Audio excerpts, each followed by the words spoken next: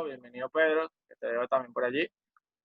Eh, en todas las ediciones de Hablan los Jóvenes nos ha gustado reunir a expertos al final, un poco en un ambiente más informal y más relajado, para discutir y hablar un poco sobre el tema que hemos tocado. Hemos hecho Hablan los Jóvenes donde hemos abordado el tema de la democracia, abordamos el Día de la Juventud en febrero, y en la edición pasada hablamos de ciudadanía también. Vimos ahí a Elisa Vegas y a otras personas muy destacadas. Entonces, bueno, el día de hoy es un poco más complicado porque el tema es más denso. O sea, estamos hablando de la reconstrucción de la República en Venezuela. Y nosotros quisimos tocar tres temas en este panel que creemos que son fundamentales para una recuperación de Venezuela, no solamente política, que es el tema de la educación. Para eso tenemos al profesor Maragall. Ya Carioli se va a encargar de presentar a cada uno. Tenemos a Pedro Méndez, que nos va a hablar un poco del tema de los servicios públicos y de las políticas públicas en Venezuela. Pedro viene trabajando en el Plan País. Y por último, el diputado Ángel Alvarado, que desde la Asamblea Nacional viene haciendo un trabajo importante en temas de economía del país, no solamente con los indicadores de inflación y la cesta petaria y otras cosas que hemos visto por allí, sino que también las propuestas que se han hecho para reconstruir la economía del país, que sabemos que, bueno, y con el tema del coronavirus somos más vulnerables que nunca. Así que estamos súper orgullosos y contentos de tenerlos con nosotros hoy. Ustedes son de cierta manera un ejemplo para nuestra generación y una prueba de que se pueden hacer las cosas bien en Venezuela. Así que agradecidísimos de que estén acá. En este momento Carioli los va a presentar brevemente. Y bueno, la idea es, como les habíamos explicado, que cada uno hable unos 10 o 15 minutos como máximo para poder tener tiempo al final de interactuar con las más de 55 personas que están en este momento conectadas. Así que un abrazo y muchísimas gracias. No sé si Andrea quería decir algo. No, nada. Bienvenidos. Bueno, bienvenidos de nuevo. Creo que las palabras de José englobaron bastante la calurosa bienvenida. Bienvenido, profesor Juan, diputado Ángel y Pedro. Gracias por acompañarnos una vez más en estos espacios de formación. Bueno, sin más preámbulos, yo creo que este es un tema fundamental, no solo por el tema de actualidad y por el tema de país, sino que también nosotros como jóvenes cada día tenemos que aprender de estos temas de políticas públicas, de educación, economía, etcétera, para el presente y el futuro. Bueno, aquí está con nosotros, nos acompaña Pedro Méndez, licenciado en Estudios Liberales del UNIMED, secretario de Formación de Primero Justicia en el municipio Sucre, especialista en política internacional de la UNIMED igualmente, magíster en gerencia pública del IESA, fundador de la Asociación Civil Forma, Formación y Acción. Asimismo, Pedro es presidente de la Fundación Pro Petare, de la cual nace Alimenta la Solidaridad Petare, Alimenta la Cultura y Esquina de Ideas, y actualmente colabora en el Plan País como encargado de relaciones interinstitucionales. Como ya lo dije, tenemos presente al profesor Juan Maragall, educador venezolano que se desempeñó como secretario de Educación del Estado Bolivariano de Miranda. Desde el año 1988 se desempeñó como profesor universitario en distintas universidades venezolanas, como la Metropolitana, la Universidad Católica Andrés Bello y la Universidad Central de Venezuela, en las áreas de gerencia de proyectos educativos, metodología de la investigación, administración educativa, metodología educativa y didáctica. Asimismo, el profesor Juan es asesor del Centro de Informática Educativa de IBM, presidente fundador de la Asociación Nacional de Educación Comunitaria y coordinador de Con la Escuela, red de la sociedad civil con la escuela pública. Por último, por lo menos importante, tenemos al diputado Ángel Alvarado, quien comenzó su trabajo en Petare en el año 2008 de la mano de Carlos Bucariz y ocupó varios cargos en la alcaldía de Sucre, entre ellos director de Asuntos Comunitarios, director del despacho y secretario general de Seguridad Ciudadana. En el año 2003 fundó Forma, organización que se dedica a formar jóvenes políticos. Actualmente diputado a la Asamblea Nacional y miembro de la Comisión de Finanzas. Muchísimas gracias una vez más por acompañarnos a estos tres ponentes tan excelentes. Y bueno, para iniciar este panel de una manera un poco más formal, nos gustaría escuchar al profesor Juan Maragall, preguntándoles un poco, profesor, ¿qué sabe de la calidad en la educación venezolana? No solo el contexto, sino también las propuestas desde su óptica y de lo que ha vivido. Bueno, primero que nada, muchísimas gracias por la invitación. Saludos a los compañeros del panel, a Pedro, a Ángel, bueno, y a todos los participantes. Bueno, me preguntas específicamente sobre el tema de la calidad. Creo que es importante recordar que el derecho a la educación tiene tres componentes. Tiene un componente de acceso, tiene un componente de calidad y tiene un componente de equidad. Un país garantiza el derecho a la educación si todo el mundo tiene acceso a ella. Eso significa que todas las personas pueden ir a la escuela a la edad que les corresponde ir. ¿Okay? Lo segundo es que cuando van a la escuela, en cualquier escuela que vaya, deberían encontrar una formación de calidad. Y lo tercero es que lo que tú aprendas o lo que tú logres en la escuela no depende de tu condición socioeconómica. Es decir, que haya equidad. ¿Okay? Si tú cumples con esas tres condiciones, tú estás garantizando el derecho a la educación. Carioli, yo te veo la imagen congelada. ¿Será que ustedes me están viendo a mí? Yo lo veo y lo escucho bien, profesor. Perfecto. Entonces tenemos esos tres componentes, el de acceso, el de calidad, el de equidad. Y el de equidad también está asociado a temas de inclusión. Es decir, para que no haya variables de tipo de handicap o variables raciales, digamos, que te excluyan de la escuela, ¿no? Entonces, quería primero meter a la calidad dentro de un componente. Si no hay educación de calidad, no estás garantizando el derecho. No es suficiente ir a la escuela, tienes que aprender. En Venezuela nosotros prácticamente no tenemos ningún indicador de calidad en este momento, porque desde el año 98 se eliminaron todas las pruebas, digamos, que se aplicaban a nivel nacional que nos daban alguna señal de cómo estaba el desempeño de la calidad en el país. A pesar de que Venezuela era pionera, digamos, en este tipo de evaluaciones, después nosotros nos quedamos atrás, dejamos de hacer evaluaciones nacionales. Inclusive la palabra calidad, a partir del año 98, desapareció de todas las políticas del gobierno. Inclusive era una palabra desprestigiada por el gobierno. Hacía referencia, digamos, a la calidad como que era un concepto, digamos, capitalista o un concepto de eficiencia que no se correspondía con el proyecto país, y desapareció la palabra calidad del vocabulario oficial, ¿no? Quizás hasta el año 2016, digamos, que el Ministerio de Educación, por lo menos a nivel de eslogan, volvió a empezar a tomar el tema de calidad, pero nosotros no tenemos ninguna medición, ninguna evaluación. La única medición de calidad que se ha hecho en Venezuela en los últimos 20 años las hicimos nosotros en la Gobernación de Miranda. Nosotros aplicábamos pruebas que elaborábamos nosotros mismos y aplicábamos en las escuelas y dábamos reportes de rendimiento todos los años.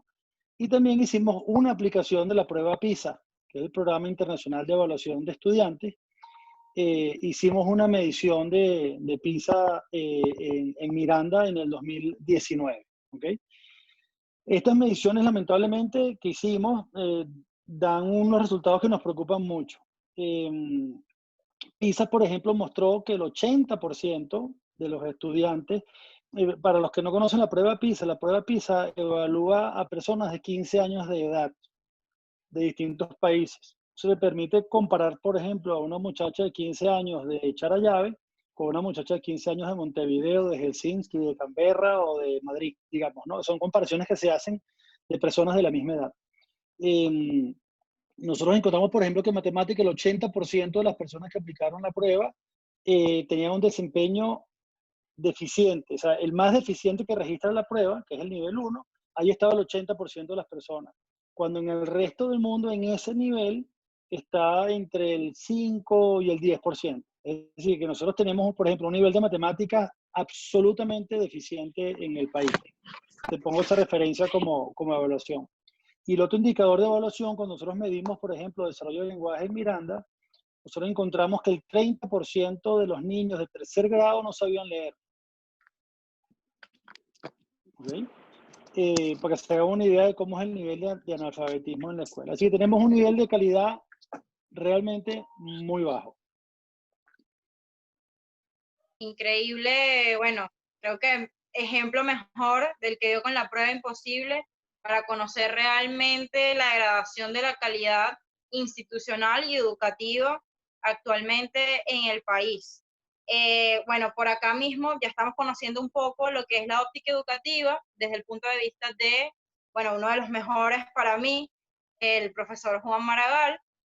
Y por acá tenemos también al diputado Ángel Alvarado. No sé si me está escuchando o si me ve. Sí, Carioli, es un placer. ¿Cómo estás? Bienvenido de nuevo, diputado. Bueno, lo presenté hace poquito, hace ratito. Poco a Sí. poco vamos conociendo cada ponente, el ámbito de políticas en las que cada uno se enfoca. Entonces, viendo este panorama actual, en Venezuela contamos con una economía destruida, distorsionada, dependiente de la producción petrolera, que es básicamente inexistente como principal fuente de ingresos, y una economía que no tiene ningún tipo de diversificación. Entonces, esto ha causado consecuencias gravísimas para la población, el medio ambiente, y bueno, un sinfín de cosas. ¿Cómo indagamos un poco más en ese tema actualmente en nuestro país? Bueno, en primer lugar, quiero saludar a ti, Cariolis, y a todos los que están conectados en este momento. También veo a Andrea Mesa y a todos los que hacen posible este seminario, este foro. Espero que estén bien, que estén sanos en esta pandemia. Y también, bueno, los felicito por estar aprovechando el tiempo. La verdad es que hoy es viernes, aunque todos los días parezcan iguales. Y es meritorio que a esta hora estemos pues pensando en Venezuela. Eso también es creo que a todos nos tiene que llenar de esperanza, porque, bueno, ustedes que son los jóvenes o son más jóvenes, están allí esforzándose, pensando en este país y formándose, ¿no? Bueno, Venezuela, creo que el título es muy adecuado. Venezuela necesita una reconstrucción. Y esto es muy interesante, ¿no? Cuando después, al final de la Segunda Guerra Mundial, básicamente en el mundo económico, digamos, tal vez la teoría económica reinante en ese momento era el keynesianismo. Una de las cosas que decía Schumpeter sobre la reconstrucción de Europa es que la política económica no es suficiente para reconstruir un país. Se hace falta otras cosas que a veces no están dentro de las herramientas que típicamente una persona que hace políticas públicas dispone. Y creo que en Venezuela pasa lo mismo, ¿no? Nosotros nos toca reconstruir el país, y eso es un reto, por un lado, sin duda alguna, pero también es una gran oportunidad que nos va a tocar, porque eventualmente nos va a tocar. Esto es insostenible y es cuestión de seguir luchando hasta lograr ese momento. Entonces, cuando tú piensas en la reconstrucción, tú lo primero que tienes que preguntarte, bueno, ¿cómo llegamos a esta situación? Porque todo lo que se causa o lo que se hace es producto de otra cosa. Es decir, todo lo que se mueve es movido por otro, como decía Aristóteles. Es decir, esto no llegó de la nada. Esto no llegó de cero. Esto tampoco es un fatalismo, que es la famosa, bueno, un libro que les recomiendo muchísimo, que es Guerra y Paz de Tolstoy. Guerra y Paz básicamente es una indagación sobre el sentido de la historia, y hace filosofía de la historia Tolstoy. Y al final su conclusión es que lo que ocurrió en Rusia en 1812 no era un fatalismo, sino es historia, y la historia tiene unas causas y hay que entenderlas. Entonces, cuando yo me pregunto cómo llegamos a esta situación, Venezuela tiene una crisis del tener, sin duda, pero también tiene una crisis del ser. Son dos crisis en una. Y salir de esta situación no es simplemente una cosa de resolver la hiperinflación, resolver la producción petrolera y ya el país se arregló. Digamos, eso no va a ser así. Si pensásemos que es simplemente algo técnico en el cual hay que ajustar las cuentas fiscales, cesar la emisión monetaria del Banco Central, estaríamos muy equivocados. Y no solo estaríamos muy equivocados, sino que volveríamos a caer en el mismo error. Entonces, tenemos una crisis del ser que en cierta manera genera una crisis del tener. Y esa crisis del ser está asociada con el tipo de instituciones, el tipo de reglas y normas que rigen a la sociedad, que no son inclusivas, que no son justas, que no generan progreso, que generan privilegios, que generan monopolios. Y en definitiva, y con esto concluyo, en esta primera pregunta, el tema es que el tipo de institución que tenemos saca lo peor de nosotros. Es decir, las reglas del juego que hay en este momento en el país saca el bachaquero, el tramposo, el mafioso, el de la vuelta, el de la corrupción, el latrocinio, en fin. El venezolano al final invierte tiempo, recursos, ingenio en ver cómo echa gasolina y no cómo desarrolla un nuevo programa, un nuevo software o cómo hace una programación de inteligencia artificial. No estamos dedicándole tiempo a esto, tampoco estamos dedicándole tiempo a educarnos en ese tipo de cosas o adquirir ese tipo de destrezas, sino estamos dedicando nuestro tiempo a ver cómo conseguimos agua, en fin, una serie de cosas que no solo tienen que ver con la solución de nuestro día a día, sino el tipo de reglas que existen en la sociedad sacan lo peor de nosotros. Y gran parte del cambio que hay que lograr no es simplemente resolver el tema de la hiperinflación o simplemente el tema de la producción petrolera. El tema es cómo nosotros logramos instituciones, reglas formales e informales que saquen lo mejor de Venezuela, que saquen la educación, la innovación, la creatividad, el desarrollo de nuevos productos, el desarrollo de nuevos servicios. Y en cierta manera eso responde a tu pregunta del tema de la diversificación económica. Allí es donde está. Entonces, cuando pensemos los temas económicos, no simplemente hay que verlo únicamente como, bueno, resolver un problema mecánico de cómo hacemos que los ingresos sean iguales a los gastos, sino cómo hacemos que generemos un proceso que vaya mejorando la sociedad, que vaya democratizando la sociedad, que vaya generando bienestar, que vaya generando inclusión y que ese venezolano que de pronto se va al MIT porque en Venezuela no tiene oportunidad, o se va a la NASA o se va a Silicon Valley, bueno, ese venezolano pueda desarrollar todas esas potenciales que desarrolla fuera de desarrollar dentro, porque es ese mismo venezolano. El tema es cómo nosotros logramos esas instituciones que permitan ese cambio. Aquí me está haciendo una encuesta constantemente, perdonen. Entonces, esa es parte de la lucha y del reto que nosotros tenemos con la reconstrucción. Por supuesto, la reconstrucción va a requerir dinero, sin duda alguna, pero no es simplemente un tema de dinero, no es simplemente un tema del tener o del ser, y el ser está asociado a las instituciones. Bueno, muchísimas gracias, diputado Ángel. Yo creo que a raíz de esta explicación van a surgir bastantes preguntas de nuestros participantes, igualmente de la introducción que nos acaba de dar el profesor Juan Maragall. Ahora podemos pasar con Pedro. Pedro, bienvenido de nuevo. Un placer tenerte Gracias. nuevamente. Pero de igual manera, quería saber más o menos tu opinión. Bueno, sé que tienes una presentación para nosotros. No sé si te gustaría compartirla o iniciar de una vez acá. Sí, sí. De hecho, me excuso con mis copanelistas, porque la verdad es que no tenía claro que debía preparar algo específicamente sobre el tema de servicios públicos, que es de lo que me la paso hablando, sino algo un poco más general, pero creo que vale la pena. Además de servicios públicos, podemos hablar todo el tiempo, y sobre instituciones, la verdad es que se habla poco. Pero cuando quieran me comprometo a que podemos hablar sobre servicios públicos. Es más, me comprometo el tiempo que quieran para hablar solamente de servicios públicos, agua, gas y el desastre que hay con los servicios públicos en Venezuela. Y lo digo porque es algo, el tema de los servicios públicos, que es una de las organizaciones que dependen de las instituciones, que suele confundirse el tema instituciones con organizaciones. El tema de los servicios públicos, la verdad es que es algo que si resolvemos el problema de las instituciones, el tema de los servicios va a ser algo bastante más sencillo, ¿no? Entonces yo les quería compartir, ¿puedo compartir aquí en la pantalla? Sí, por supuesto. Sí, ok, perfecto. Entonces yo quiero mostrarles un videíto de 4 minutos que creo que me va a ayudar muchísimo.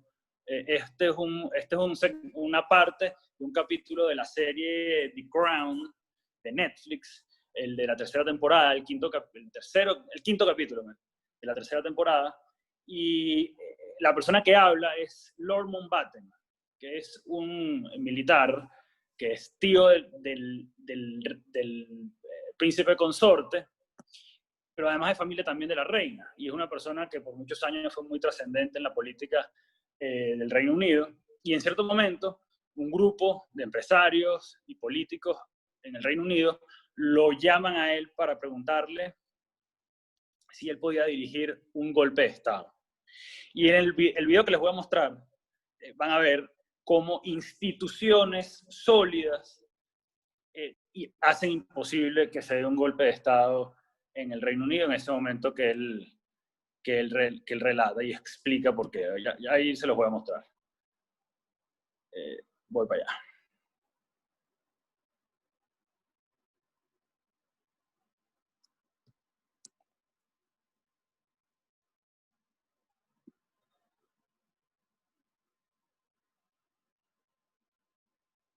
Bueno, no me está dejando compartírselos, pero es por impericia mía. Un segundito. Aquí, a todo fríamente calculado.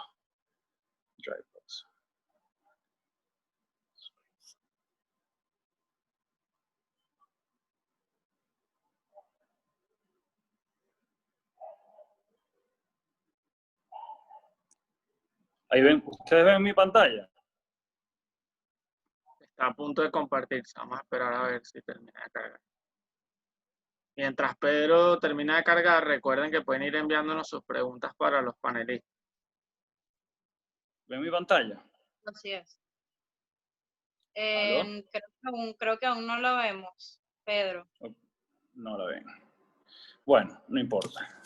Básicamente, este es el capítulo que les quería poner. Lo que pasa es que estoy en el iPhone y la verdad que pensé que iba a ser más sencillo compartirles eso. Pero básicamente ese capítulo que les quería mostrar de The Crown es un capítulo en el que ellos, en el que se le plantea a Lord Mountbatten que si se puede dar un golpe de Estado, porque empresarios y políticos estaban muy descontentos con el gobierno del Reino Unido en la posguerra. Habían sido años muy duros después de la Segunda Guerra Mundial, hay un gran descontento, hay una crisis económica importante, al menos para los estándares de Inglaterra, y le dicen a Lord Mountbatten, que era un militar de 1000 batallas, que había peleado en Burma, en el Pacífico, había dirigido un ejército importante del Reino Unido, y además había sido gobernador de la India en su última etapa como parte del Imperio Británico, y le dicen, usted es el único que puede dar un golpe de Estado. Y él se dedica a explicarles en una clase magistral por qué el common law, la ley, la corona, el parlamento, las leyes en general, la policía, las fuerzas armadas, como instituciones y digamos, toda la serie de incentivos que giraban en torno al funcionamiento de la sociedad británica en ese momento, hacían imposible que hubiese un golpe de Estado en el Reino Unido, al menos en ese momento. Y la verdad es que nosotros, digamos, en Venezuela, que tenemos instituciones, digamos, muy débiles, que no solamente tenemos instituciones débiles, sino que las hemos debilitado, tenemos que, digamos, que aprender de esos ejemplos que han construido, digamos, una larga tradición de instituciones sólidas, digamos. Cuando hablo de instituciones, creo que hay que diferenciar, como lo decía al principio, entre instituciones y organizaciones. Organizaciones son grupos de personas que tienen fines similares y que trabajan por ellos. Instituciones, en realidad, un poco citando a Douglas North, cuya lectura les recomiendo, son estructuras de las interacciones humanas, formales, como normas, leyes, constituciones, e informales, como normas de comportamiento, convenciones, códigos de conducta, etc. Pero todas ellas definen cómo van a ser, digamos, los incentivos para que las personas actúen, cómo son las reglas del juego, digamos. Yo creo que las instituciones son como un gran, como lo que va cosiendo la cultura con las organizaciones. La cultura de una sociedad con la manera en que sus organizaciones funcionan. Por eso es que cuando uno lee a Acemoglu, en un libro que también les recomiendo mucho, que se llama ¿Por qué fracasan las naciones?, él dice, en muchos países se aplican, digamos, recetas, por eso cuando digo que resolver el tema de los servicios públicos es mucho más sencillo que resolver el problema de las instituciones. Acemoglu dice, en muchos países aplican recetas, pero la verdad es que la cultura, las instituciones de ese país no han cambiado lo suficiente como para que la receta funcione. Entonces, por ejemplo, se dice, bueno, es que hay que privatizar la compañía de servicios, por poner un ejemplo que tiene que ver con servicios públicos. y se privatiza en Ghana los servicios públicos. Pero resulta que la cultura, las instituciones en Ghana están construidas en torno al hecho de que el gobierno de Ghana puede asignar a quién se le va a vender la compañía de X servicio. Y esas son las cosas de fondo que hay que cambiar.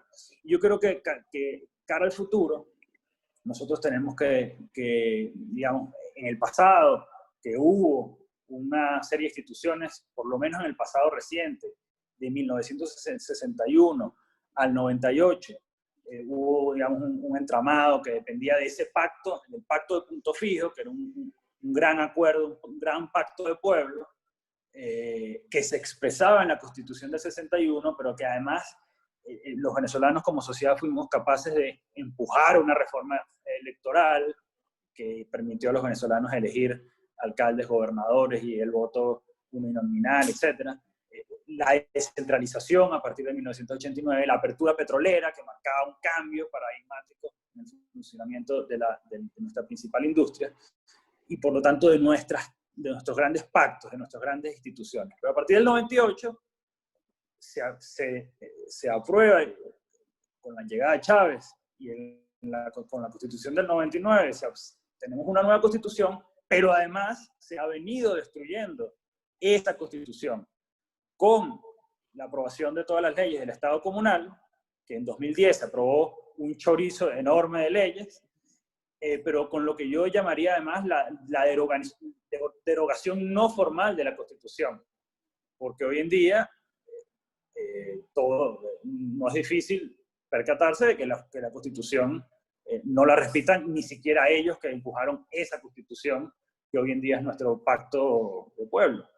Pero además hay algo fundamental, y con esto termino, y es que el régimen ha entregado nuestra soberanía, el régimen ha entregado una institución que es fundamental para el funcionamiento de una nación, que es, digamos, el monopolio del uso de la violencia, entiéndase, las Fuerzas Armadas y todo lo que permite que un país pueda administrar su soberanía, y por lo tanto, si hay una derogación no formal de la Constitución, no hay monopolio del uso de la violencia y no se puede defender la soberanía, bueno, es bastante cuestionable que en el caso de Venezuela aún no exista república.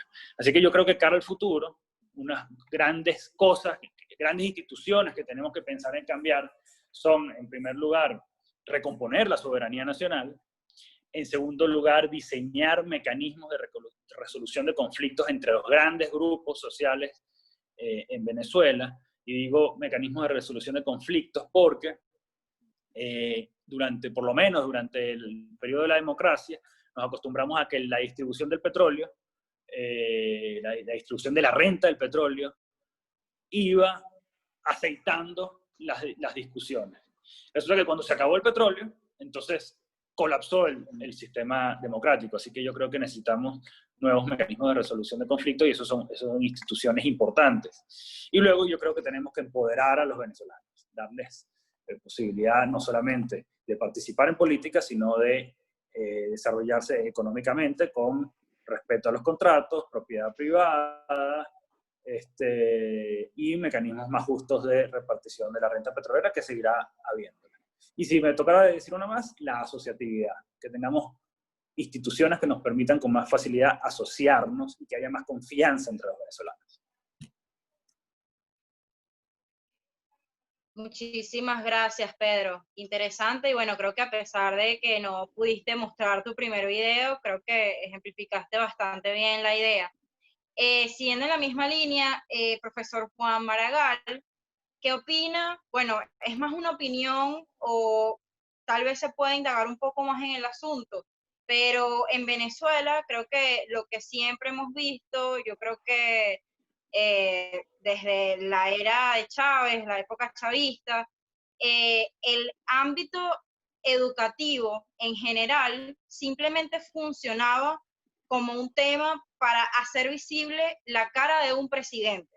Es decir, simplemente para enfocar o englobar el ámbito de auge presidencial, de auge político, pero realmente no existía ninguna base de que realmente se estaban implementando las cosas que un niño, un adulto o un adolescente, se ve todavía en las universidades bolivarianas, por ejemplo, que se debería realmente hacer. ¿Cómo ve este ámbito? Si lo ve igual que yo, si no, y cómo se podría evitar, porque creo que a pesar de que el ciudadano poco a poco ha cambiado su mente o ha intentado hacerlo en el tema educativo, seguimos como sociedad padeciendo de estos males. Creo que en la misma línea de educación de calidad y bueno, cuando simplemente se hacen las cosas por algo más político que educativo. Sí, Carioli. Bueno, para responder tu pregunta, además agradezco mucho unas preguntas que me están haciendo por el chat o me están haciendo por escritas que voy a hacer referencia a ellas. Yo creo que el hilo conductor de esta conversación es el tema de la institucionalidad, ¿no? Las instituciones son principalmente reglas, ¿ok? Acuerdos sociales. La regla más importante o el acuerdo social más importante es la Constitución. Pero es importante tener presente que nosotros los venezolanos no somos buenos para seguir reglas. Por eso nuestras instituciones son tan débiles, ¿ok? Nosotros no solemos respetar las reglas, no entendemos el funcionamiento de las reglas. Y las democracias requieren de reglas.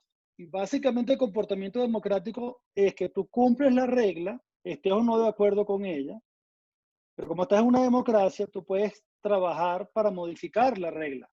Pero tiene que haber un proceso para tú poder cambiar la regla. Mientras la regla no se cambie, tienes que cumplirla.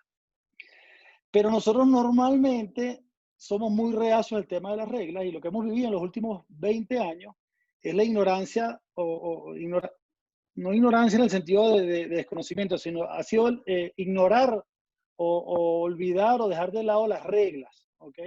Hemos sido conducidos por unos líderes que básicamente hacen lo que se les ocurre, lo que más o menos piensan que se debe hacer, y sin respetar ningún proceso, digamos, de establecimiento de reglas. Como bien decía ahorita Pedro, se han saltado la Constitución alegremente, digamos, no la cumplen prácticamente en ningún artículo, digamos. Pero lo que quisiera hacerles ver a los que participan en esta reunión es que el problema es un problema muy venezolano, es muy nuestro, ¿no? Es un problema nada más del chavismo. Es decir, nosotros tenemos que recordar la importancia de las leyes y de cumplir las reglas. Les pongo dos ejemplos. Yo fui director de colegio muchísimos años, 20 años. Y básicamente tú puedes decir, bueno, vamos a hacer una cosa, vamos a poner una regla, vamos a tomar agua en el bebedero por orden de llegada. Y tú no estás de acuerdo. Pero siempre alguien llega y dice, pero es que yo tengo mucha sed, tienen que darme la cola a mí, ¿no? Es decir, la gente puede entender la regla, pero no le cuesta cumplirla, ¿ok? Y también cuentan, yo no sé si es un mito urbano, no, pero hace muchos años un alcalde de Barquisimeto estaba en una reunión con una cantidad de técnicos hablando del problema del agua en Barquisimeto y donde ubicaban una represa que querían hacer, y cada cierto tiempo los técnicos de la mesa decían, bueno, ahí no podemos ubicarla por un problema de ley de gravedad.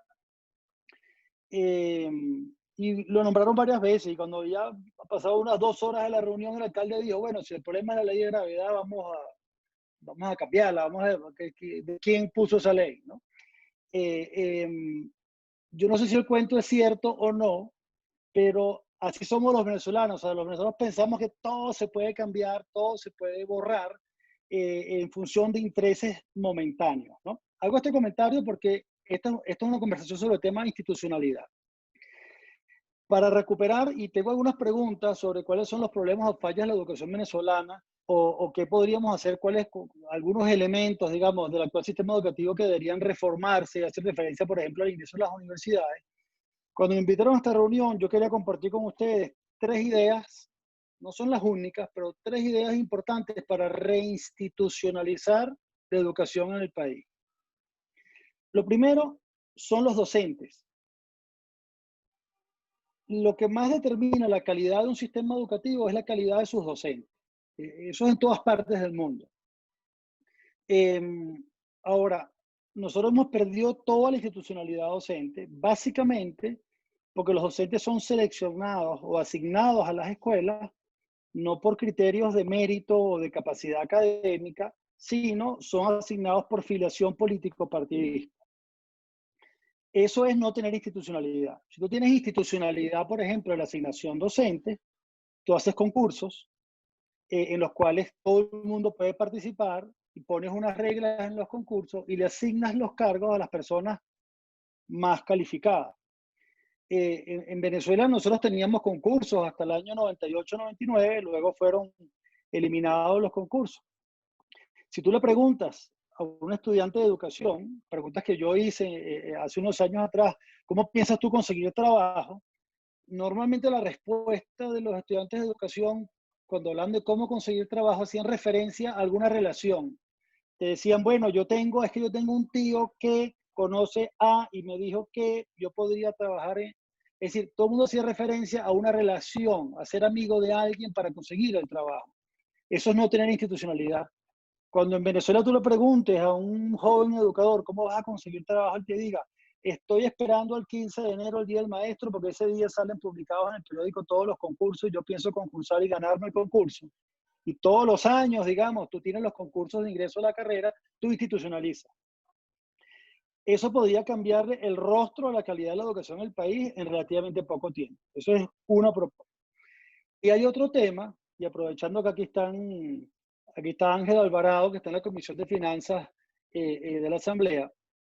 Otro problema que tenemos que arreglar en Venezuela es el tema del presupuesto. ¿Okay? Cuando hablamos del presupuesto de educación, normalmente los educadores dicen que hay que asignar más presupuesto de educación. El tema no es asignar más o menos, el tema es que nosotros no estamos asignando presupuestos con ningún criterio institucional. Me explico. Vamos a hablar de las universidades públicas. Los presupuestos de las universidades públicas son básicamente negociados, acordados. La universidad dice, yo necesito tanto, y la asamblea te dice, bueno, o el ejecutivo te dice, ok, de lo que me estás pidiendo te voy a dar tanto. Es una negociación, digamos, ¿no? Eso no es institucional. Para que sea institucional, muchos países cambiaron sus presupuestos educativos. Entre presupuestos negociados pasaron a presupuestos con base a reglas o indicadores. Entonces, por ejemplo, establecían cuántos estudiantes tienes tú en la universidad, qué tipo de carreras tienes. Si tienes tantos estudiantes, tal tipo de carreras, te corresponde tanto dinero, digamos, porque tiene que haber una regla de asignación de recursos. La regla no puede ser que es que yo tengo tantos profesores, necesito pagarles la nómina. No, tiene que haber una regla asociada a indicadores, ¿okay? De funcionamiento, indicadores de cobertura o indicadores de calidad de las universidades. Yo creo que cuando tengamos un cambio en el país, ya te doy la palabra, José, que cuando tengamos un cambio en el país, vamos a tener una gran oportunidad de hacer cambios en la forma de asignar recursos, porque no vamos a tener casi recursos. Entonces, en un escenario de muy pocos recursos, es la oportunidad de establecer una regla de cómo repartirlo, ¿ok? Porque los presupuestos negociados nacen de la abundancia, ¿ok? Mientras que en el mundo de la pobreza y la escasez tienes que establecer reglas para decidir a quién le vas a dar y por qué. Y lo mismo es, por ejemplo, en la asignación de recursos, tanto el Ministerio de Educación o la asignación de recursos a gobernaciones que tienen muchas escuelas bajo su responsabilidad. Tú deberías asignar recursos no en función de sus nóminas, sino en función de cuántos alumnos atiende o qué servicios presta, ¿no? Yo creo que ese es otro espacio de reinstitucionalización muy, muy importante que tenemos en Venezuela. Y el tercero, porque quería comentarles tres, para institucionalizar, nosotros tenemos que establecer unos sistemas nacionales de evaluación de la calidad de la educación. ¿Okay? Prácticamente todos los países modernos del mundo y casi toda Latinoamérica tienen sistemas de evaluación de la calidad. Si tú le preguntas hoy al ministro de Educación de Venezuela, o los últimos 20 años, si los alumnos de tercer grado del país saben o no saben leer, él no te puede responder, porque no lo evalúa. O sea, no hay un sistema nacional de evaluación de la calidad de la educación. Yo creo que ese es otro componente institucional que habría que crear en Venezuela. Mejorar el sistema de selección de docentes, mejorar el sistema de asignación de recursos y establecer un criterio público de medición de la calidad de la educación. Yo creo que esas tres piezas podrían significar un cambio importante en la calidad de educación del país. Creo que José Miguel quería comentar algo. Sí, en esa misma línea le comento algo y igual aprovecho y le hago la pregunta a Pedro. Recuerdo una oportunidad, tuve la oportunidad de visitar unos colegios en Estados Unidos y nos comentaban que de acuerdo al rendimiento del colegio, los colegios obtenían más o menos presupuesto. eso también habla de transparencia e institucionalidad, pero también habla de competitividad y de una mejora en un servicio tan importante como la educación. Entonces quería saber su opinión Ahí al te voy a- respecto y aprovecho para que Pedro también nos comente como pregunta la importancia de la evaluación, porque en Venezuela no tenemos data y no evaluamos los resultados de nuestras políticas públicas. Entonces, profe, conocer su opinión y luego que Pedro nos comente también. La pregunta es muy buena, José Miguel.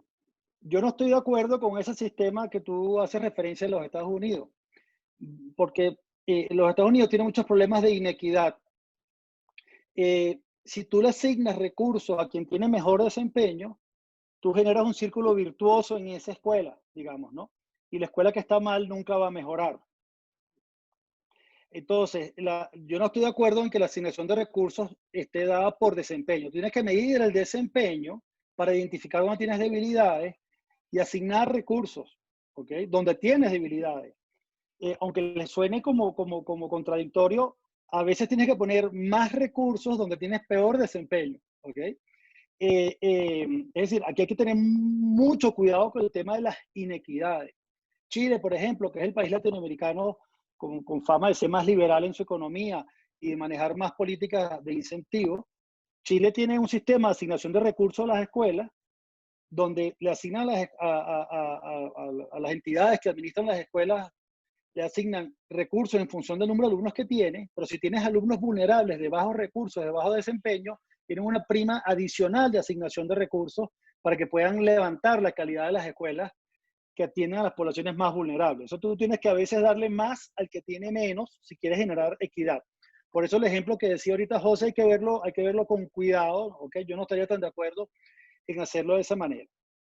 Y un tema más que quería comentar, que una pregunta aquí, que decían sobre los problemas de la calidad de la educación en Venezuela, si se trata de un problema de recursos, de fondos, de pensum, ¿ok?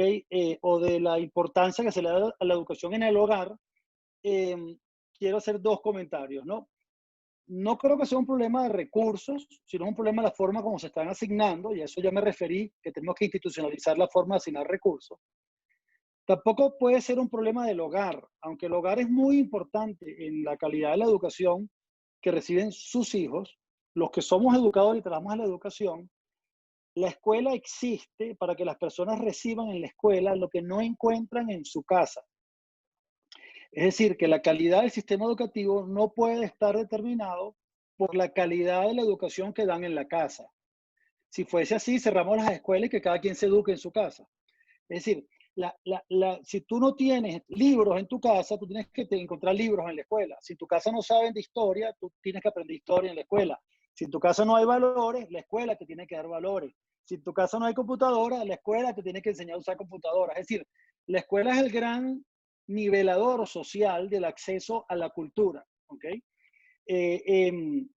Yo siempre le decía, y esto me lo decía una compañera de trabajo hace muchísimos años, que uno tiene que trabajar en las escuelas y hacer un ejercicio metodológico e imaginarse que trabaja en una escuela de niños huérfanos como ejercicio. Es decir, tú tienes que tratar de sacar lo mejor de todos tus alumnos y no utilizar la falta de apoyo de la casa como excusa. Entonces, es muy importante que la escuela asuma su responsabilidad educativa y no le transfiera esa responsabilidad a un tercero, porque es la única manera de que una sociedad democrática y justa todos tengan acceso a una buena educación y eso no esté condicionado por las circunstancias en las que tú naciste. Recuérdense que la idea de progreso, o sea, un país democrático y genera progreso cuando tu futuro no está determinado por tus condiciones de nacimiento, sino tu futuro está determinado por la educación que te da la escuela pública y por las oportunidades que te da el país. Y no porque naciste en una familia pobre. Y aquí termino porque estoy hablando mucho. Vamos a darle la palabra a nuestros compañeros de panel.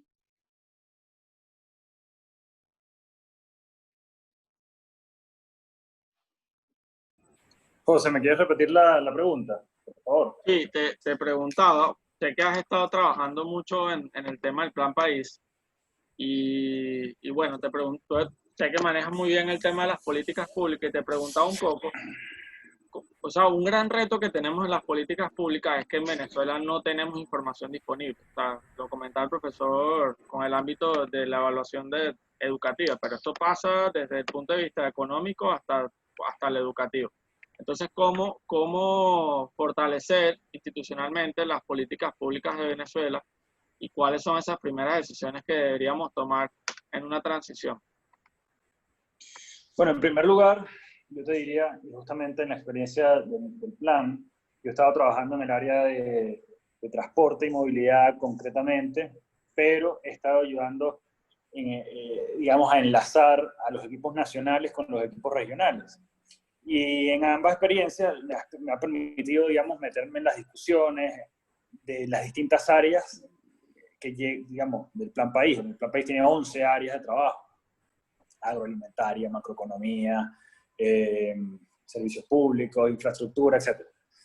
Y hay una constante, y es muy patente, porque a la hora de tu planificar necesitas datos para poder actuar.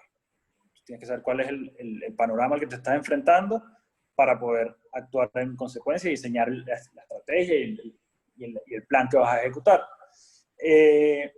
Y la verdad es que para la mayoría de los asuntos en el país, la casi totalidad, quizás con excepción de la economía, porque hay algunas, digamos, empresas y la Asamblea Nacional que se encargan de llevar y estimar indicadores, pero la norma es que no haya data, que no haya información, que no haya medición de qué es lo que está pasando en las distintas áreas del quehacer nacional, en los servicios públicos, en el transporte público, en las condiciones de la infraestructura del país, etcétera, etcétera. Tampoco en la educación, o muy poco en todo caso, que el profesor Maragall me corrija.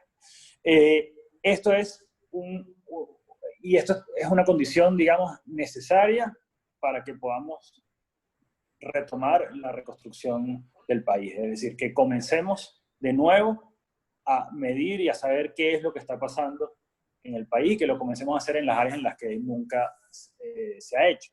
Pero voy a poner un caso que tiene que ver con los servicios públicos, y justamente tiene que ver, por ejemplo, con el agua, y es que en la mayor parte de los municipios, mejor dicho, en todos los municipios del país, la mayor parte del consumo no se mide. Entonces, ¿qué tipo de decisión se puede tomar? ¿Qué tipo de transparencia puede haber si tú no puedes medir, no estás midiendo cuánta agua se consume en cada vivienda, en cada comercio, en cada edificio, etcétera, etcétera? Eso, digamos, nos habla de algo muy concreto, algo muy micro que tiene que ver con la inexistencia de datos y de información en el país.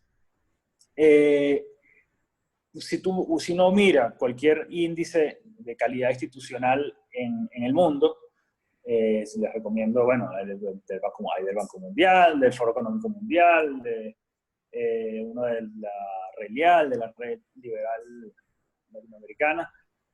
Hay uno que lleva Martín Krause, si no me equivoco. Y en todos esos índices de calidad institucional, una de los indicadores es la transparencia, y la transparencia parte de la existencia o no de medición y de datos que reflejen el comportamiento, el desempeño de las instituciones, el desempeño de las organizaciones del Estado. Yo lo dejaría hasta ahí, en ese sentido. Bueno, por acá hay algunas preguntas, ya que vamos en la misma línea, y creo que estaba un poquito más actualizada al panorama mundial y nacional actual que vivimos ante la pandemia.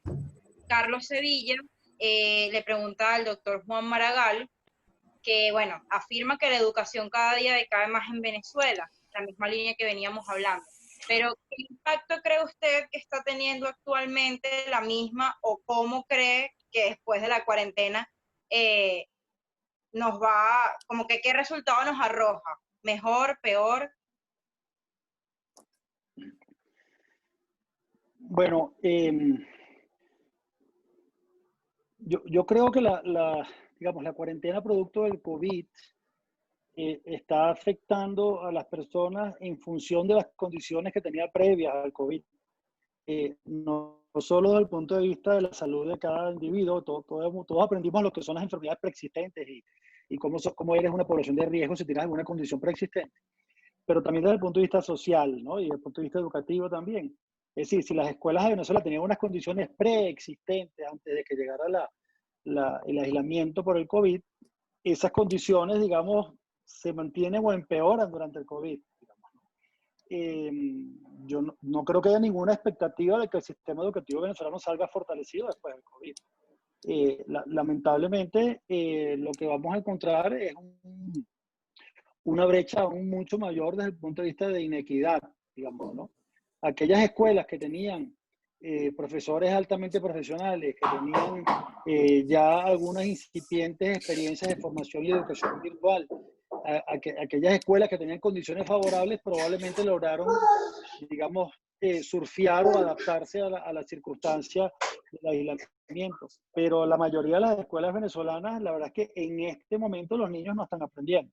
Y vamos a regresar, digamos, en algún momento a las escuelas en unas condiciones de desventaja mayores a las que teníamos antes del COVID. Entonces, lamentablemente yo no veo ninguna posibilidad de que haya una mejora post-COVID.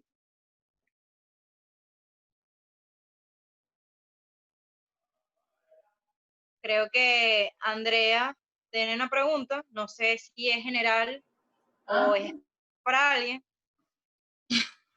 No, básicamente es general porque va a tocar puntos de las distintas áreas que tienen los expertos, pero es más que todo, sobre todo porque toda la semana hemos hablado sobre la república, el sistema político de Venezuela, las reformas institucionales, y justo ayer hablamos sobre, digamos, el diseño constitucional de Venezuela, o sea, lo que está marcado por la Constitución, y quisiera preguntarles a cada uno en sus 3 áreas en específico, profesor Maragall en cuanto a educación, Pedro en cuanto a servicios públicos y Ángel en cuanto a economía, ¿cuáles creen ustedes que, o sea, resumiendo, deben ser cambios reales dentro del sistema constitucional que hay en Venezuela respecto a, en el caso de la educación, a los derechos educativos, o el derecho a la educación, en el caso de los servicios públicos, o sea, cambios estructurales, por ejemplo, en temas de servicios públicos y privados, y en el caso de Ángel con la economía, cambios en el sistema económico constitucional del país. O sea, ¿qué creen ustedes que debería? Hablábamos ayer, o sea, decíamos como que la reforma sabemos que va a ser paulatina, no va a ser una reforma abrupta de un día para otro, pero ¿cuáles creen ustedes que tienen que ser esos cambios no solo prácticos en el día a día, sino también institucionales o en las instituciones políticas que están establecidas en la Constitución?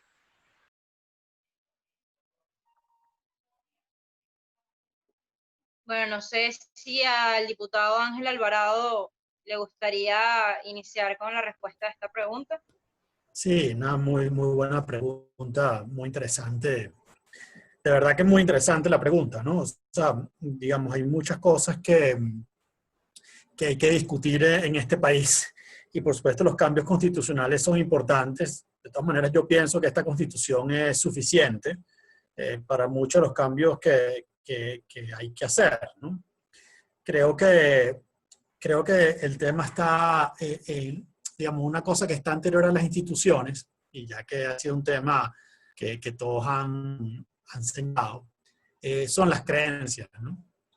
O sea, las creencias generan instituciones. Las instituciones, a veces el gran error es pensar que las instituciones simplemente se cambian con una nueva constitución. Creo que Venezuela es el país con más constituciones en la historia del mundo. Y cada presidente del siglo XIX quería hacer una nueva constitución. Y eso, bueno, duraron 2 años, se copiaron la institución de Estados Unidos, se compraron la institución de Suiza, se copiaron una gran cantidad de instituciones. Y de hecho, en principio del siglo XX hubo un gran debate sobre la constitución real, no la constitución real, la constitución física, que eso fue un gran debate que tuvo como producto el positivismo, ¿no? Entonces, el problema de fondo es lo que decía José Loreto Arizmendi, ¿no? Que después de pelear la guerra federal, dijo que duraron 5 años en una guerra tremenda para cambiar tiranos por tiranos y ladrones. Es decir, pues, ¿no? O sea, pensar que llega un nuevo gobierno y va a empezar todo de cero y escribir una constitución es suficiente para cambiar las instituciones, creo que no podemos cometer ese error que lo hemos cometido ya bastantes veces. De hecho, el gran propuesta de Chávez fue la misma. Yo soy una persona que cree más en cambios paulatinos, progresivos, no soy rupturista. Rupturista es que llego yo y ahora sí todo va a cambiar. Las cosas terminadas por el pasado. Ahora bien,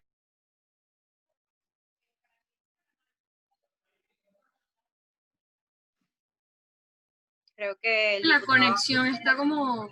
conexión. Sí.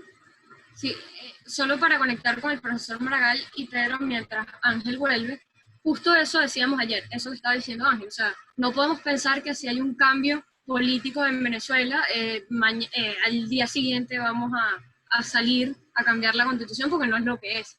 Pero creo que parte... ¿Aló? oye, me quedé sin conexión, ya estoy por acá. Sí, les decía como que justo ayer decíamos eso, que teníamos que hacer un diagnóstico de si el problema era la institución en sí misma y el diseño constitucional o que realmente es la cultura o la forma en que se ejerce la institución, por decirlo así, o que se ejerce el poder. Exactamente. Fíjate, para terminar la idea que ya la tenía casi lista, ¿no?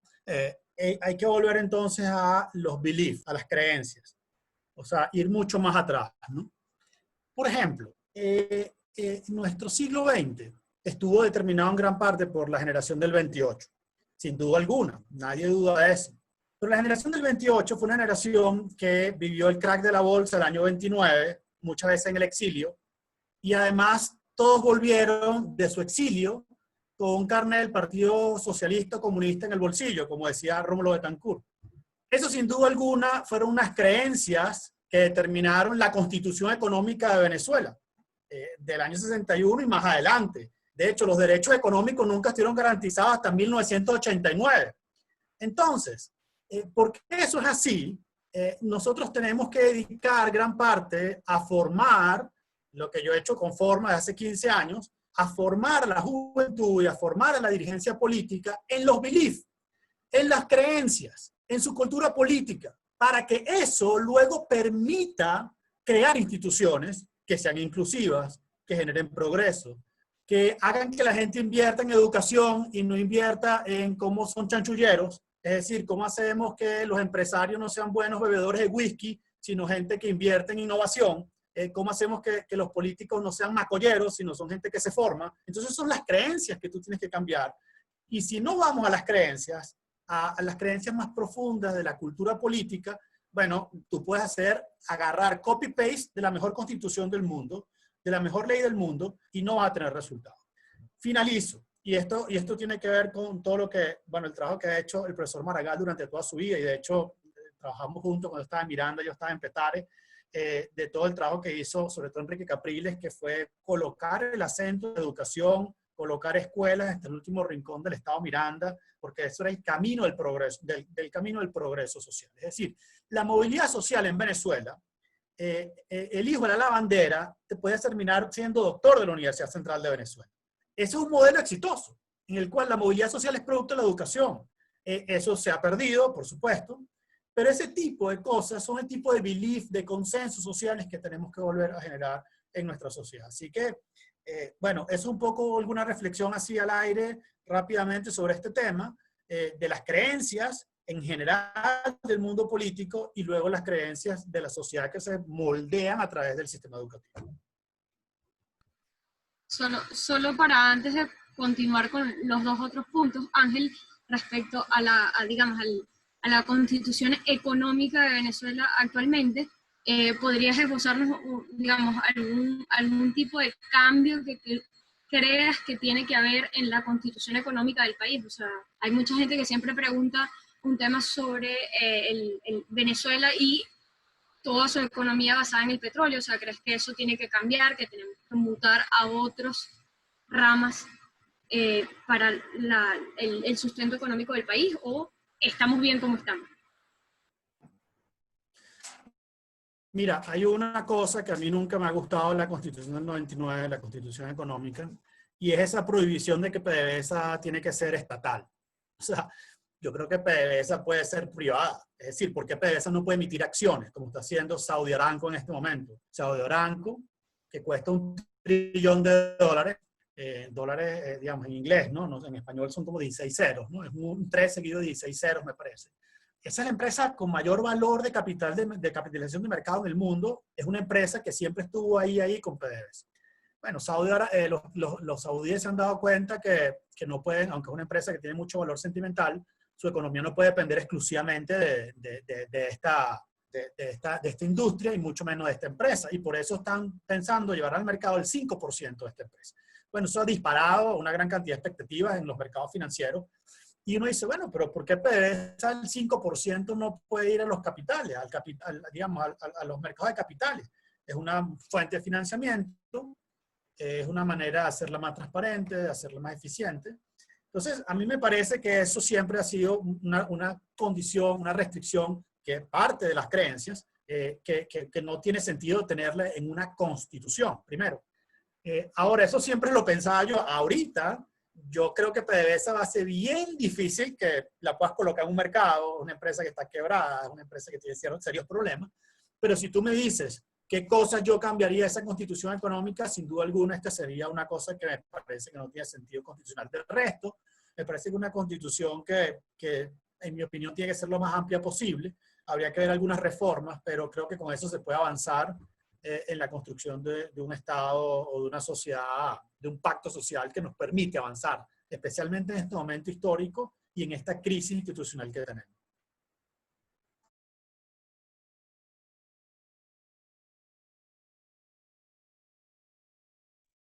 Buenísimo, bueno, bastante completa. Creo que la pregunta fue con una respuesta bastante completa y concisa.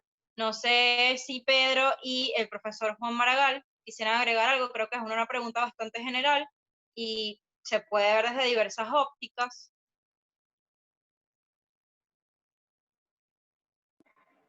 Bueno, yo sí quisiera comentar, pero le toca a Pedro, sí. A ver, gracias, profesor. En cuanto a los servicios, creo que en general, no sé si el profesor Maragall va a estar de acuerdo también con esto, pero en general, la Constitución que nos rige en este momento es suficiente para resolver el tema de los servicios públicos, ¿no? Es decir, no creo que a nivel constitucional esté asunto, por lo menos en lo inmediato. Creo que el artículo 156 de la Constitución que atribuye o da demasiado peso al Poder Nacional en cuanto a las competencias que tienen que ver con los servicios públicos, pero después, bueno, esboza la posibilidad de que estados y municipios se encarguen del tema de los servicios. Entonces, voy un poquito para atrás. Y, digamos, hay una serie de leyes orgánicas que yo creo que es fundamental que se puedan revisar y que se deroguen algunas, como por ejemplo la prohibición de tercerización. Hay que reformar la ley orgánica de prestación de servicios de agua potable y saneamiento, hay que reformar el reglamento de calidad de servicio, hay que elaborar reglamentos para el tema de las cuencas hidrológicas, hay que reformar la ley orgánica de telecomunicaciones, sobre todo entendiendo que ahora es cuando Venezuela va a entrar al siglo XXI en términos de telecomunicaciones, es decir, hay una serie de cosas en el entramado, pero de nivel de leyes orgánicas y de reglamentos que se pueden hacer perfectamente con la Constitución que tenemos hoy en día. Pero entonces, ahí voy a algunos temas entonces que son más institucionales y más de fondo, que tenemos que cambiar y así tengamos, una vez más, como lo decía Ángel, copiemos la Constitución que sea de Suiza o de Suecia o de Noruega, son temas que van de lo cultural a lo institucional, al funcionamiento de las organizaciones que son las que es importante que vayamos cambiando. Como por ejemplo la concepción o la manera en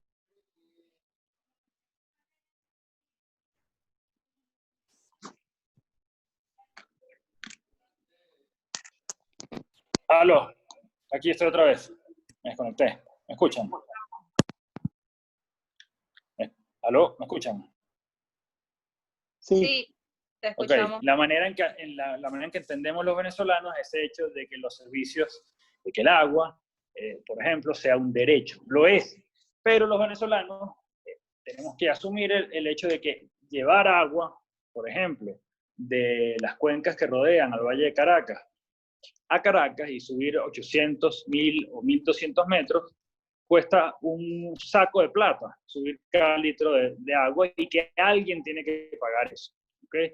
Pero bueno, los venezolanos podemos ponernos de acuerdo en torno a quién va a pagar eso, a quién le toca pagar eso.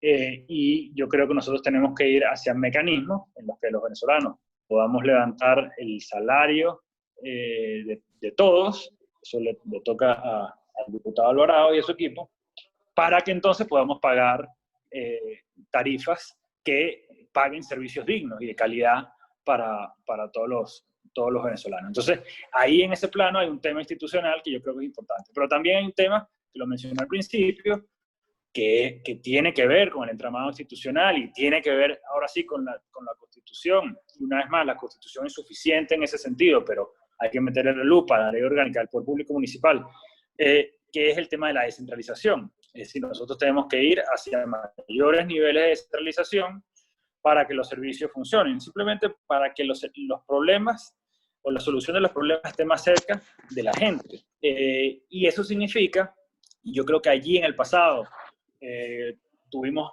éxitos como nación, significa desarrollar la ley orgánica correspondiente, significa desarrollar los reglamentos, como lo hizo en el 93 Bruder Carías, significa que se haga un ejercicio que es complejo de entrenamiento del funcionariado que se va a encargar de asumir y manejar todas esas competencias que son complejas, que son difíciles de llevar adelante, y entender que hay algunos niveles, como la generación de energía eléctrica, que es difícil descentralizarlos, ¿no? Aunque con el parque termoeléctrico que hay en Venezuela, sí se termina de hacer las instalaciones y toda la inversión en infraestructura que hace falta. Bueno, con ese parque termoeléctrico, la verdad es que se podría descentralizar también parte al menos de la generación de energía eléctrica. Entonces yo creo que ese tema de la descentralización que es institucional, que es de gran calado, tiene mucho que ver con solucionar en el día a día de los servicios públicos en el país. Pero bueno, además, yo creo que nosotros tenemos que ir hacia modelos de asociación público-privada, que además, y esto creo que lo conversaba con los ciudadanos, lo he conversado en forma recientemente también, digamos, nosotros tenemos como una visión binaria del asunto. O los servicios son prestados por el Estado o son absolutamente privados. Y yo creo que la experiencia de los últimos años nos dice dos cosas. Una, que no podemos ser dogmáticos con la solución de los problemas, sino ver qué es lo que funciona. Dentro de esa idea, entender que vamos a encontrar al país en el piso y que no hay plata para todos y no hay plata para todo. Y en segundo lugar, hay un continuum entre lo que es el funcionamiento absolutamente privado de las organizaciones y el funcionamiento absolutamente público. Y que lo que tenemos que definir es de qué forma se reparten los riesgos en las fases de construcción, en las fases de puesta en marcha, de administración de los distintos servicios. Y entonces, ¿por qué no? Es más, creo que es absolutamente necesario traer al capital privado. Pero ¿cómo traemos al capital privado? Eso tiene que ver con otra serie de instituciones económicas, muchas de ellas, políticas también, pero que tienen que ver con que haya respeto a la propiedad privada, una moneda sólida, respeto a los contratos, etcétera. Para entonces podamos traer empresas serias que quieran invertir en el largo plazo en Venezuela. Hay un ejemplo que se me viene a la mente que no es una empresa de servicios, pero que es un caso dramático, que es lo que pasó con el aluminio en Guayana hasta el año 2007. Y es como llegamos a romper el récord de producción de aluminio con una compañía de capital argentino, japonés y capital venezolano, público, y en una rabieta, Chávez entonces nacionalizó de vuelta el aluminio, y hoy en día se está produciendo más o menos al 3% de la capacidad de la industria del aluminio cuando llegamos a producir lo que se produjo hasta 2007. Entonces tiene que haber un marco de instituciones económicas que atraigan a los privados a los servicios públicos, que además son negocios cuyos retornos son en el largo plazo. Entonces uno no puede pretender que va a meter a un privado a gerenciar un tema X de servicios públicos y que va a sacar el retorno en 6 meses, en 1 año, en 2 años, sino que son servicios que requieren que una compañía esté por 5, 10 años, 15 años, 20 años llevando adelante ese servicio.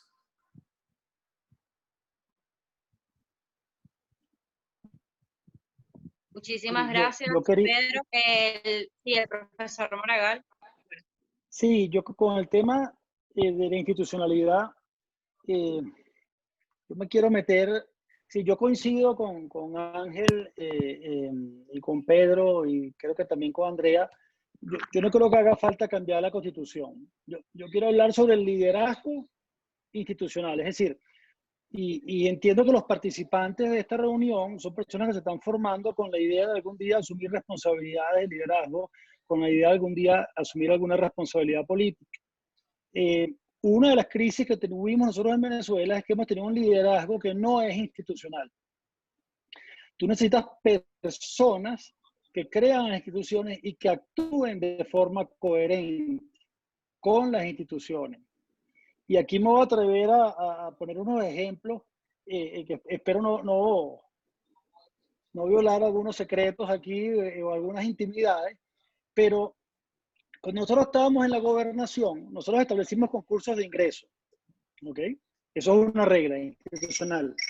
Cuando tú tienes un concurso de ingreso, eso significa que los cargos se los van a ganar las personas más preparadas, no las personas que están inscritas en un partido político. Nosotros éramos un gobierno de coalición de muchos partidos, e inmediatamente empezaron a aparecer, digamos, representantes de los partidos reclamando de que porque el concurso lo habían ganado personas que no eran, digamos, de su partido, o personas que no eran de la coalición, o peor aún, personas que eran del chavismo, estaban ganando concursos, digamos, ¿no?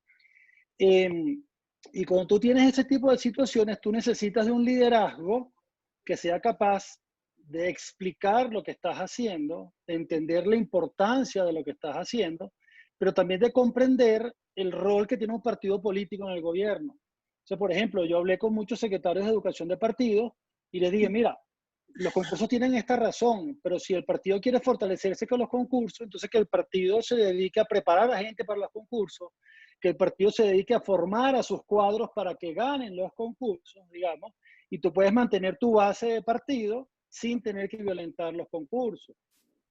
O, por ejemplo, yo vi al gobernador caminar por barrios de Petare, de Barlovento o del Tuy, y personas se le acercaban con cartas pidiéndole apoyo para arreglar algo de la casa, por una ayuda de salud, y cuando le entregaban una ayuda que querían un cargo de maestro, el gobernador prácticamente se detenía y le decía, no te puedo recibir esa carta, porque nosotros los cargos de maestro no los damos como ayuda, los hacemos por concurso. Si quieres hablar con el profesor Maragall que está aquí, mira, él es el profesor Maragall, explíquele cómo esa persona puede participar del concurso, y seguía caminando, ¿ok? Pero daba en ese momento un ejemplo de institucionalidad, ¿ok? O nosotros tuvimos crisis internas dentro del gobierno, donde los representantes políticos, digamos, en reuniones privadas, digamos, atacaban a mi persona porque no estaban de acuerdo con la forma como se estaban asignando los cargos, eso estaban debilitando las bases de los partidos, y tú tenías que tener un liderazgo que manejara esa conversación y que defendiera la institucionalidad. Entonces, pongo el ejemplo porque las instituciones no son solamente reglas, las instituciones son líderes que explican las reglas, que defienden las reglas y que ayudan a las personas a adaptarse a las reglas, porque la idea no es imponer las reglas. Yo, por ejemplo, yo siempre tuve claro que yo era secretario de Educación porque se había ganado una elección que se había ganado con el apoyo de unos partidos. Entonces tú no puedes ser secretario de Educación y estar en contra de los partidos. O sea, tú tienes que entender que tú estás en el gobierno porque hay un partido que hizo un trabajo para ganar unas elecciones. Pero tú tienes que dialogar y explicarle a ese partido, ¿ok?, porque estás tratando de institucionalizar ciertos sectores, porque eso es lo que beneficia, y ayudar al partido a que incorpore eso a su manera de ser partido, ¿no? Entonces creo que aquí es muy importante hablar del liderazgo institucional, del liderazgo coherente, y ustedes que son personas que se están formando con esa visión, creo que deberían proponérselo siempre. Es decir, ¿cómo puedo ser yo líder que fortalezca las reglas, que fortalezca las instituciones? Vale. Bueno, gracias, profesor. Miren, ya tenemos el tiempo un poco copado, pero tenemos tiempo, sin embargo, de hacer una última ronda. Yo les voy a leer una pregunta que justamente tienen cada uno en el chat. Vamos a empezar con el diputado Ángel Alvarado. No sé si está por ahí. Aquí estoy. Creo que ya leíste la pregunta, inclusive, Ángel, ¿no? Sí. Ok, no sé si quieres leer. Gracias. No sé si quieres leer. Y para que la pregunta es la siguiente. La pregunta es la siguiente. Los sistemas público-privados en esta pandemia. Los sistemas público-privados en esta pandemia. Muy interesante. Ángel, tiene dos sesiones abiertas. La pregunta, muy importante. Ángel, tiene dos sesiones abiertas. Dale mute a una. Listo. Gracias, profesor. Bueno,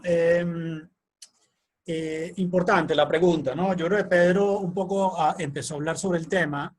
La gente a veces piensa que es el Estado o la privatización, ¿no? Y como que en el medio no hay nada, y en el medio hay muchísimas cosas, y una de esas cosas son las alianzas público-privadas, que han estado muy de moda en América Latina, y que abren espacios para la gestión de bienes públicos y de servicios públicos de manera diversa y de manera eficiente, que en definitiva lo que me importa a mí es que tú abras el chorro de agua y tengas agua. Lo que me importa a mí como servidor público es que tú prendas la luz y tengas luz, o pongas el internet y tengas conexión. Y eso no necesariamente es el Estado o el privado, puede haber una gama diversa de opciones por el camino. Entonces, creo que la pregunta iba en esa dirección. Por supuesto que creo mucho en ese esquema de esquema público-privado. Y aquí decían, bueno, la verdad es que yo no conozco la alianza público-privada como el de Bismarck. Bismarck, no entiendo mucho esa pregunta, pero bueno, creo que allí hay un tema bien importante de desmitificar, ¿no? Hay muchas opciones y en esto yo soy bastante pragmático. Hay activos que por más que tú quieras no vas a poder privatizar. Por ejemplo, yo pienso que nadie estaría dispuesto a comprar Guri. Guri puede costar $50.000 millones. Yo creo que nadie tiene cómo comprar Guri, o todo el sistema eléctrico. Entonces, esos son bienes que van a ser del Estado. Ahora, lo que sí es posible es que alguien administre Guri. Guri sigue siendo del Estado venezolano, pero la administración del bien puede ser de alguna persona, puede estar en manos de algún privado. Entonces, esas son alianzas público-privadas, quien gestiona cómo es la alianza, cómo funciona, y allí el rango es, bueno, es tan grande como la imaginación del hacedor de política pública en cuanto a la solución del problema. Y luego está lo de PDVSA para hacer el mercado bursátil, como respondí en la pregunta anterior, eso tiene una restricción constitucional que te lo impide en este momento. Pero bueno, yo estoy de acuerdo con que PDVSA pueda ir pueda ser privada o lo que sea. Me parece que identificar la industria petrolera nacional con PDVSA es un error. Digamos. Eso es una manera de pensar monopólicamente, ¿no? PDVSA, en mi opinión, tiene que ser una empresa importante, pero no la única. Junto a PDVSA tiene que haber empresas transnacionales, privadas, empresas internacionales públicas, empresas privadas nacionales, empresas privadas internacionales, es decir, empresas grandes, empresas pequeñas, todo el rango de acción, ¿no? Y creo que el Estado no tiene por qué reservarse esa como ocurrido en las últimas décadas, ¿no? El fondo noruego. Sí, miren, la primera idea de fondo de estabilización que yo leí en este país está en la ley de creación del Banco Central del año 41. En el año 48, en el trienio ADECO, se habló muchísimo de un fondo de estabilización macroeconómica.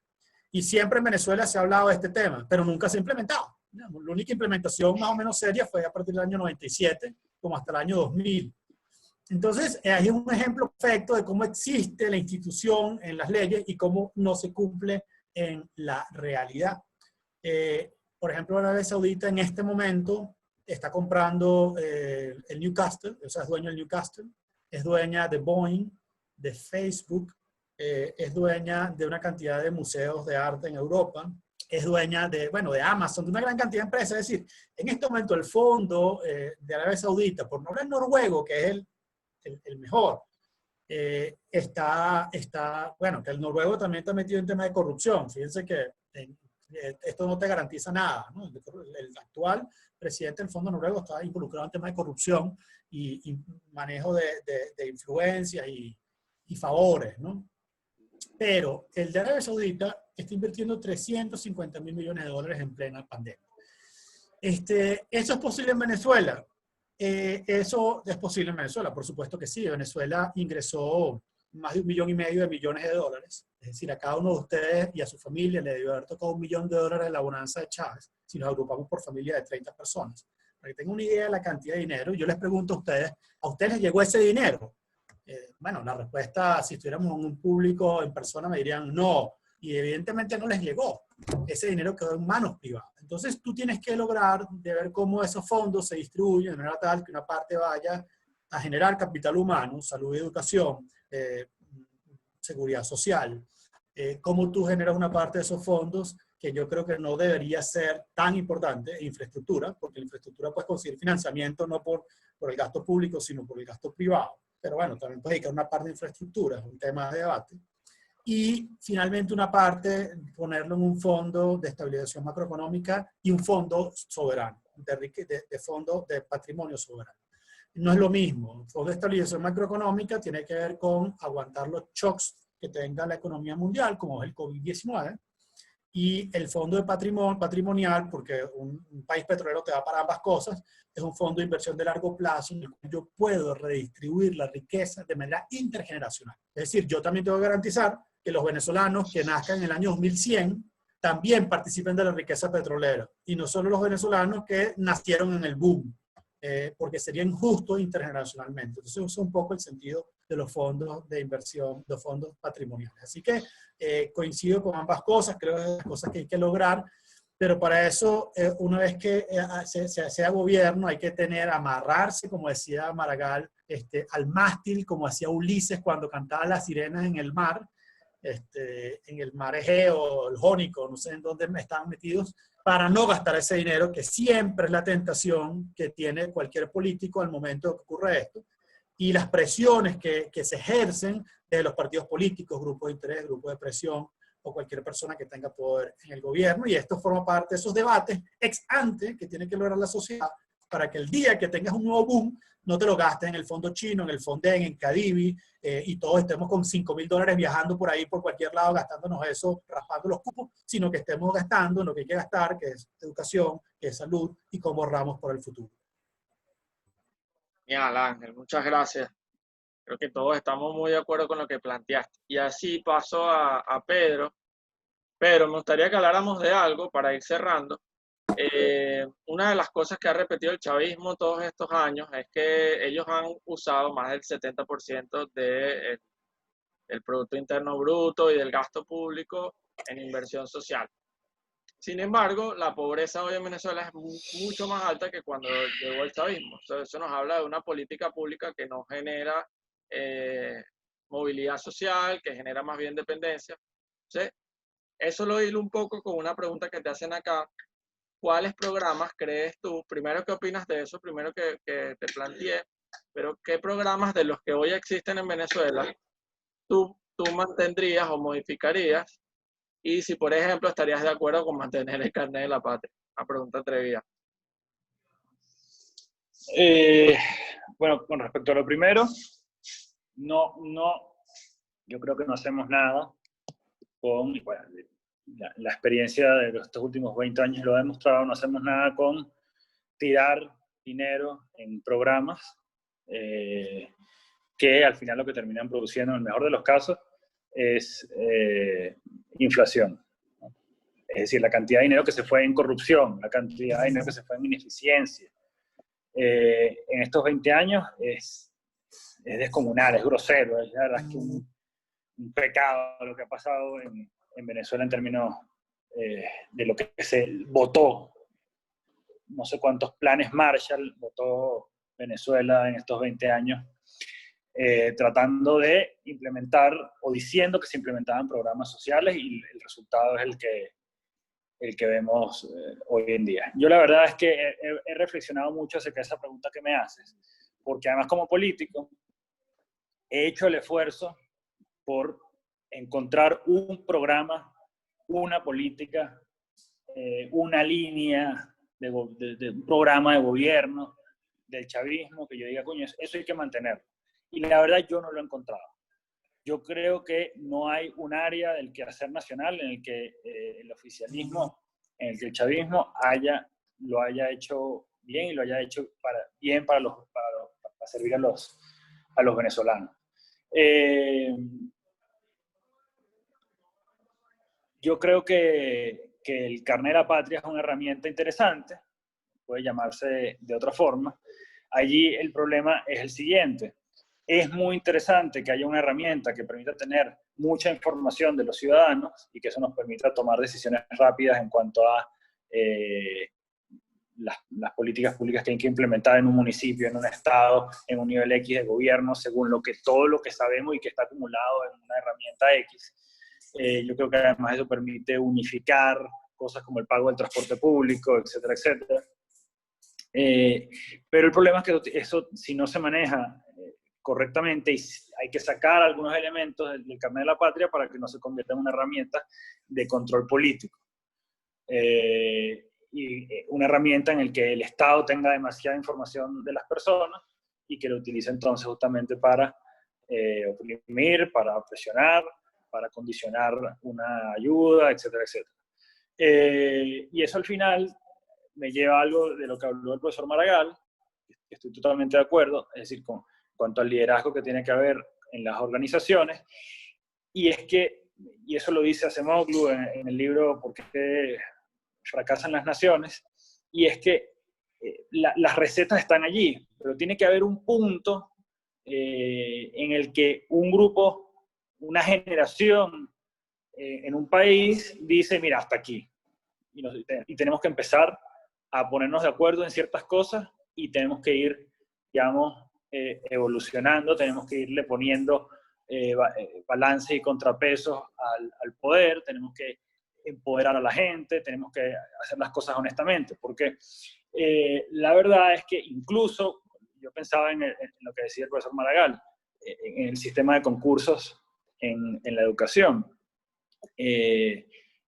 No lo conozco a fondo, por supuesto, pero pensándolo así por encima, se me ocurrirían maneras en las que un funcionario corrupto podría afectar el funcionamiento de los concursos. Entonces, al final, tiene que haber, digamos, un pacto, o pactos, o mini pactos que vayan ocurriendo en la sociedad para irnos poniendo de acuerdo en cosas y decir, mira, esto hasta aquí, esto ya no puede seguir sucediendo, para que entonces las instituciones comiencen a tener sentido.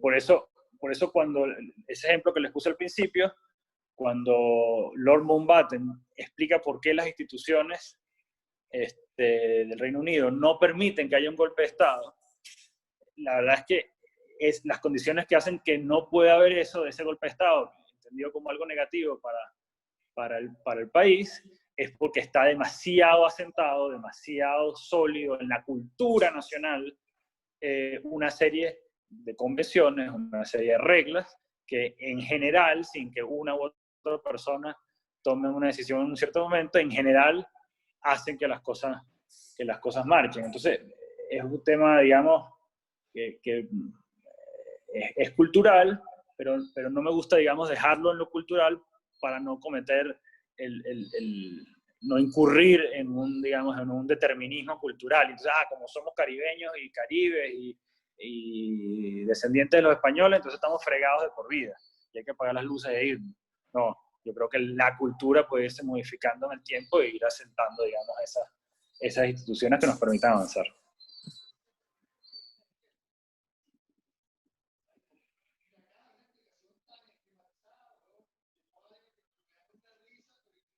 Bueno, yo creo que este ha sido un panel bastante interesante de propuestas, no solo Falta el profesor Maragall.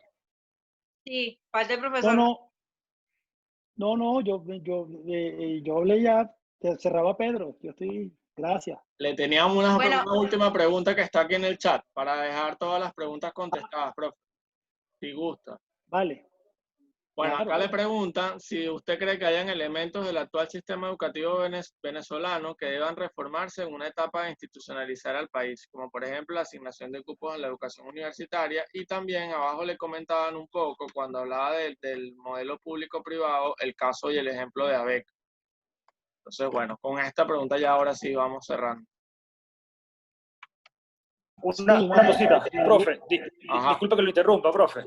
Es que con respecto a lo del modelo Bismarck y el Beveridge, que comentaba en una pregunta por ahí, que yo creo que el modelo, o tiendo a pensar que el modelo Bismarck, que es el que se aplica en Alemania, en otros países de Europa, no en todos, y hay países de Europa en los que no se aplica, de hecho,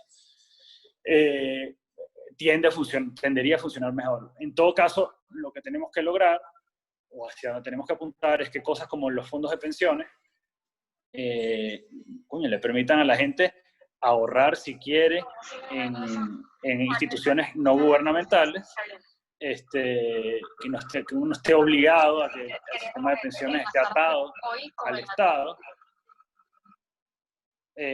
sino que todo el tema de salud, todo el tema de pensiones, de seguros de salud y de pensiones, bueno, pueda haber jugadores privados en el mercado y que eso sea legal y que cada quien pueda, digamos, recurrir al modelo que prefiere, que haya libertad para eso. Listo. ahora sí, profe. Sí, bueno, con respecto a la pregunta de recuperar o modificar algunos temas con el tema de la reinstitucionalización del sistema de admisión en las universidades, sin duda eso hay que revisarlo, porque lamentablemente se hizo una modificación del sistema de admisión a la universidad basado en que a las universidades no estaban entrando los bachilleres, digamos, de las clases más vulnerables, de las clases más pobres, porque no tenían un desempeño académico adecuado. Pero en realidad el problema no estaba en el sistema de admisión de las universidades, sino el problema estaba en las escuelas que no están preparando bien a los alumnos de clases vulnerables. Entonces, si quería resolver ese problema, lo que había que hacer era una inversión muy importante en educación preescolar y básica para mejorar el nivel de los bachilleres y que pudieran entrar en mayor cantidad, digamos, bachilleres de clases vulnerables a la universidad, ¿no? Y sin duda ese sistema de selección actual a las universidades hay que revisarlo. Y con respecto al comentario sobre la Asociación Venezolana de Educación Católica, la ABEC, sí, en muchas cosas es un modelo de educación muy relevante, muy importante.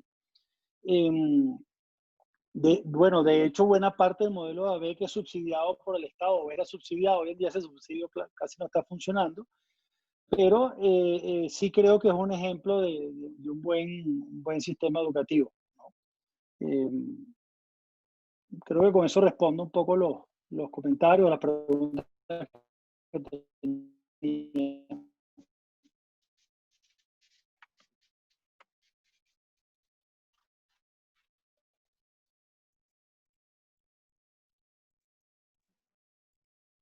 Bueno, este ha sido increíble, no solo por los ponentes, sino también por el tema principal de cerrar esta quinta edición de Hablan los Jóvenes, y ante tanto desaprovechamiento y falta de recursos financieros, tecnología, formación, niveles de competencia, etcétera, que actualmente y lamentablemente nos hace falta en Venezuela. Entonces, bueno, muchísimas gracias de nuevo al profesor Juan, Pedro y Ángel por acompañarnos, por aceptar nuestra invitación. Siempre bienvenidos a estos espacios de formación en Más Ciudadanos. Y bueno, desde lo individual y colectivo, esperando que pronto nos podamos encontrar de manera presencial para indagar aún más sobre estos temas. Sí, yo igual, en la misma línea, gracias a Ángel, al profesor Maragall, a Pedro también, y en especial también a Andrea, que nos acompañó toda la semana, que fue profesora y que hace posible, junto con la Fundación Conrad, estos espacios. Y en especial, pero muy especial, gracias a esos más de 100 jóvenes que estuvieron toda la semana conectándose en las clases. y que bueno, el día de hoy tuvimos una jornada dura de más de 4 horas seguidas, pero bueno, vale muchísimo la pena y muestra la pasión y el compromiso de nuestra generación. Así que gracias, profesor Maragall, gracias, Pedro, y gracias, Ángel. Esta es su casa y tienen las puertas abiertas y espero que nos veamos en una edición presencial. Amén. Amén. Un abrazo grande. Gracias a ustedes. Un abrazo. Luego. Un abrazo a todos. Cuídense mucho.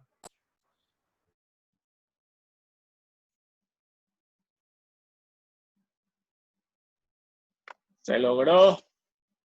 Se logró la semana. Muy bien. Gracias a todos por participar, muchachos. Que descansen y bueno, pronto recibirán más información. Así es.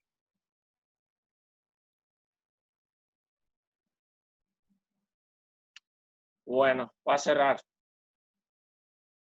Chao. Vale. Cuídate. Gracias por todo.